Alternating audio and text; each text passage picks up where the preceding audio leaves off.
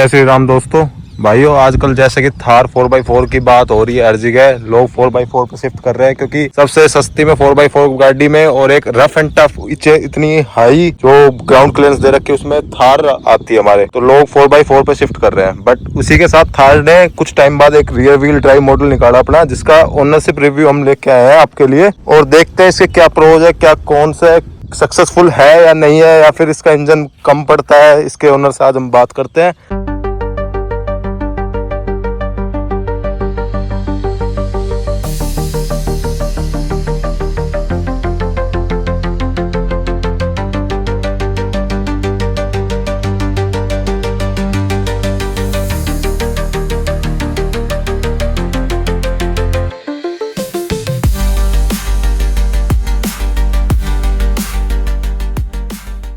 मिलते हैं इसके ओनर से। ये हमारे भाई साहिल। क्या हाल है भाई? राम राम।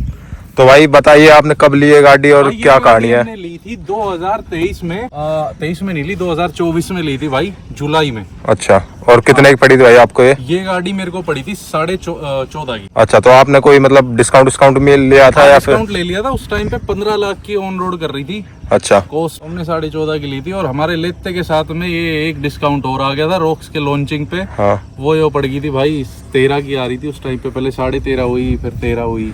तो आपका मेन रीजन क्या था, मतलब 4x4 की बजाय 4x2 लेने का कोई स्पेशल रीजन? 4x4 मैं देख थोड़ा जल्दी बोल रहा हूँ भाइयों। उसका रीजन ये था कि 4x4 मैंने ऑलरेडी ड्राइव कर रखी थी 2.2 M hoc engine Scorpio S10 जो कि मेरे पास थी 4 व्हील ड्राइव। हाँ, मेरा रीजन ये रियर व्हील ड्राइव लेने का ये था कि जब भी मैंने स्कॉर्पियो चलाई, मेरा कभी भी आज तक भाई मैंने रिकॉर्ड है कि मैंने कभी अपना 4x4 यूज किया हो, मतलब रेयर यूज हुआ होगा। अगर मैंने वो गाड़ी रखी 6 साल में मेरा मैक्सिमम टू मैक्सिमम 100 बार का कह सकूं कि भाई मैंने 100 बार लगाया हो, मैंने नहीं लगाया 100 बार। और सबसे बड़ा जो मेरे को इसका डिसअपॉइंट किया इसके 4 व्हील ड्राइव ने, वो करा था मेरा स्कॉर्पियो का लेफ्ट साइड का एक्सल, जो कि यहाँ पे 3 महीने में जाके ठीक हुआ था। तो उस कारणवश मेरा कहीं ना कहीं मन टूट चुका था। बट एक कमी कहीं ना कहीं दिल में भाई बैठी हुई थी कि यार मैं RWD ले रहा हूँ, इंजन स्पेसिफिकेशन भी दूसरी आ रही है और 2.2 भी नहीं मिल रहा, तो वहां पे थोड़ी सी दिक्कत थी। अब अगर इंजन की बात कर लूं तो दोनों चीजों में बहुत डिफरेंस आ गया।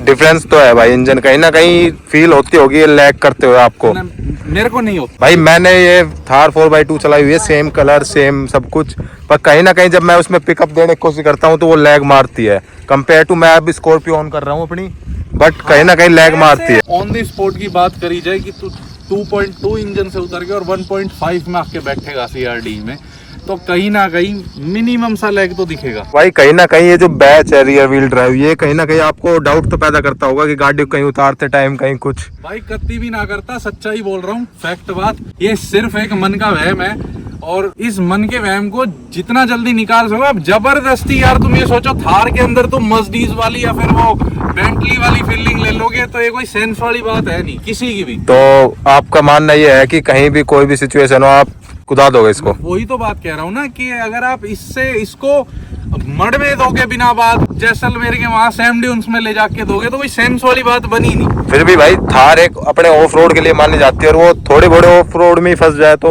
कहीं ना कहीं तो नेगेटिव पॉइंट हो जाती है। नहीं फंसती। अच्छा, नहीं फंसती, मतलब कहने का मतलब ये थोड़े मोड़े में तो भाई नहीं फंसती। अच्छा, मैंने तो ये लगा लो ऐसे में से निकाली है कि मैं बताऊंगा तो शायद बिलीव भी ना हो।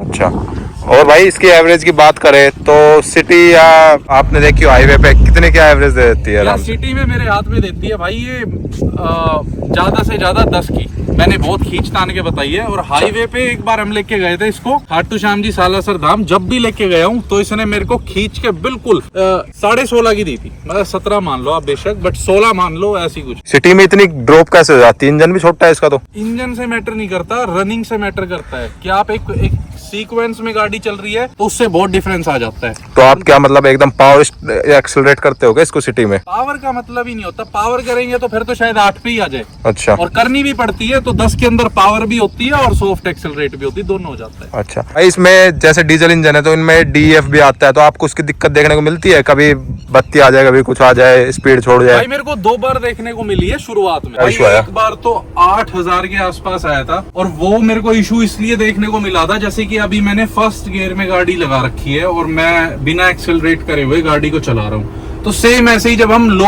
आरपीएम पे चलाते हैं ना गाड़ी को 5वें 6ठे गियर में इसमें, और रेगुलर बेसिस पे चलती है गाड़ी, तो वो दिक्कत देखने को मिलती है। अगर आपकी गाड़ी कुछ टाइम में, वीक के अंदर या फिर ये लगा लो 2-4 दिन में हाई आरपीएम ले लेती है 2-4 किलोमीटर का चलते हुए, तो वो अपने आप ही क्लॉग का साइन आने का सवाल ही नहीं उठता, क्योंकि जो भी कार्बन होते हैं ना उसके, वो फिल्टर से ऑटोमेटिकली ही रिमूव हो जाते हैं जब हाई आरपीएम पे गाड़ी जाती है। भाई चलो मॉडिफिकेशन की बात करते हैं। आपने इसकी मॉडिफिकेशन में क्या क्या करवा रखा? जो म्यूजिक सिस्टम है वो हमने अपग्रेड करा रखा है ऑडिशन का, बट सुपर्ब। भाई इसके अंदर ट्विटर लगे थे, एक मोनो लग रखा है नीचे और एक सबवूफर लग रखा है, और सबवूफर में शायद विद एम्प है वो।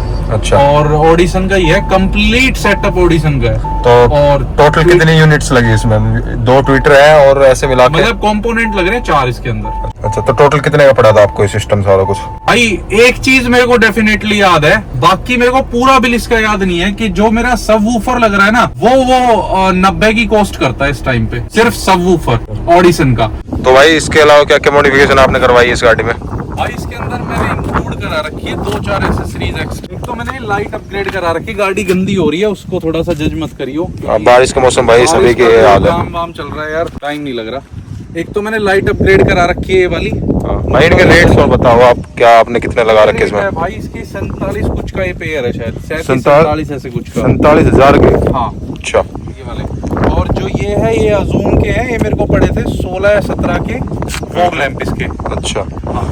तो मोटा मोटा अगर आपका गाड़ी में देखा जाए तो कम से कम आपने 3 लाख की मॉडिफिकेशन करा रखी गाड़ी में, स्पीकर और ये सब लगा के।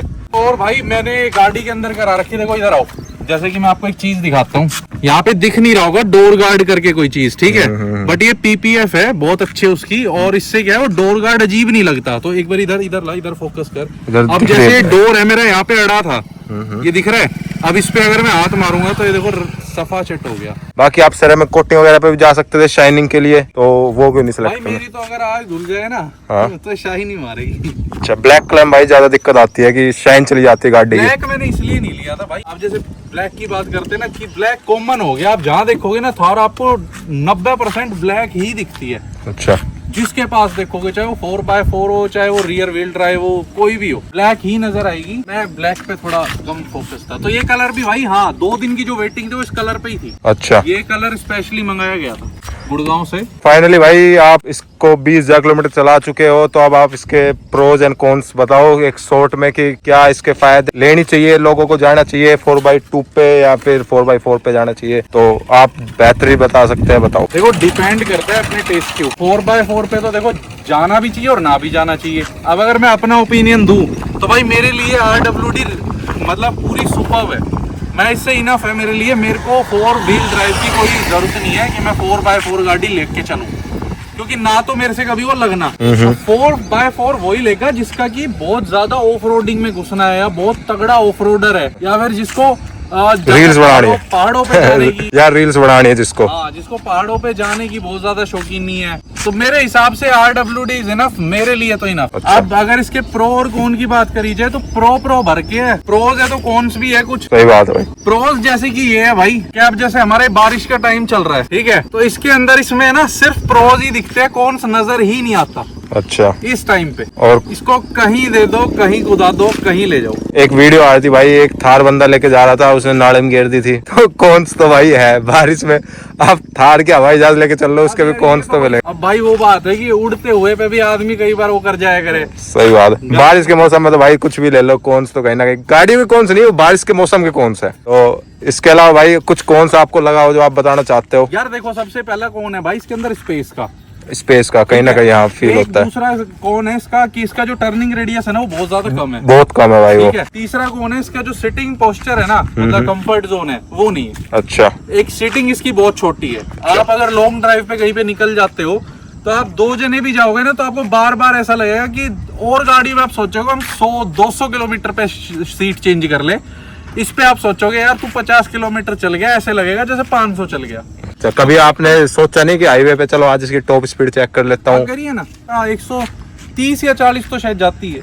अच्छा। प्रॉपर ऐसे याद नहीं कि भाई इतनी, बट मैंने करी है। और उस टाइम वाइब्रेशन वगैरह कुछ फील नहीं होती? बहुत ज्यादा, बहुत ज्यादा। स्टीयरिंग पे तो होती है, और डर इतना लगता है क्योंकि इसकी विंडशील्ड एकदम स्ट्रेट है, तो सीधे हवा का थ्रो सीधा लगता है इसका यहाँ आगे। से फील होता है हाँ। कि हवा घुस रही है अंदर। ये है हमारे साहिल भाई, इनका खुद का यूट्यूब चैनल भी है और जिसका नाम है कार टॉक्स 1516। 1516। उस पे भी आप, बेसिकली मैंने ली भाई इसीलिए थी कि यूट्यूब पे इसको थोड़ा एक्टिव होंगे हम। और भाई ने खुद की वीडियो डाली हुई है, आप उस पे जाके चेकआउट कर सकते हैं इसके बारे में अगर आपको डिटेल डिस्क्रिप्शन चाहिए।